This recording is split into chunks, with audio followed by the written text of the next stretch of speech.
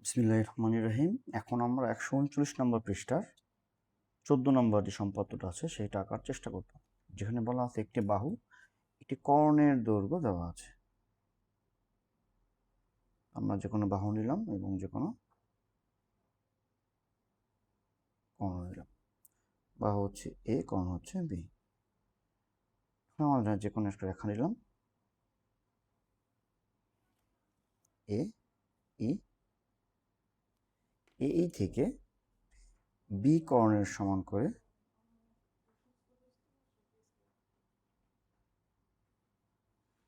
AC অংশ কাটি। এখন আমরা যে রম্বস প্রত্যেকটা বাহু সমান, তাই আমরা এই বাহু সমান করে একে কেন্দ্রে এই পাশে একটা বৃত্তচাপ আঁকি, এই পাশে একটা বৃত্তচাপ আঁকি। আবার সেম মাপে আমরা বৃত্তচাপ এই পাশে আঁকি।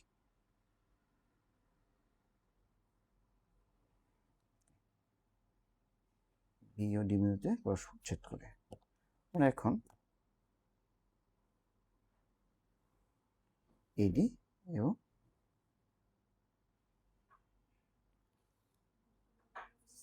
সিডি যোগ করি এবং বিসি এবং এবি যোগ করি। তাহলে এই হচ্ছে আমাদের এ বি সিডি রম্বস, যেখানে প্রত্যেকটা বাহু সমান। এ হচ্ছে আমাদের সেই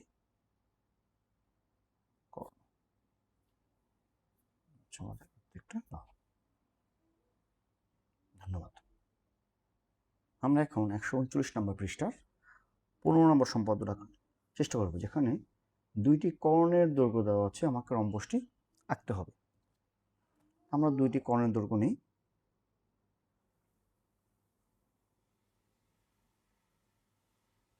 এই যে কোনো রেখা নেই,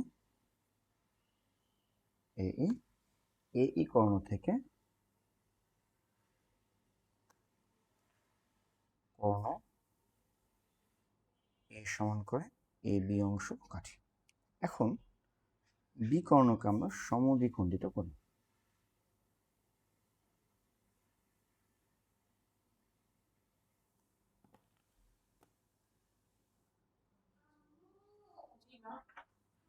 সেম ভাবে আমরা এখানে এই বাহুকে সমদ্বিখণ্ডক আমরা আঁকি।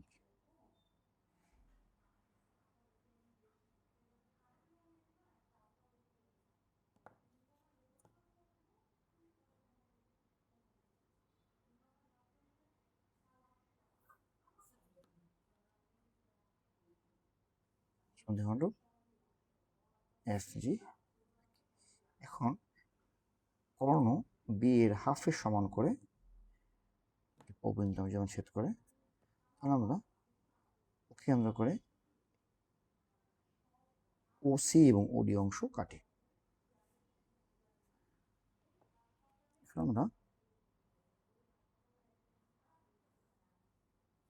এডি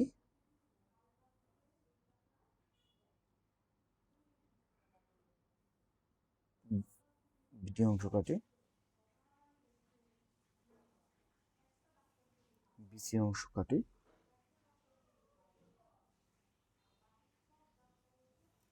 এসি অংশ কাটি।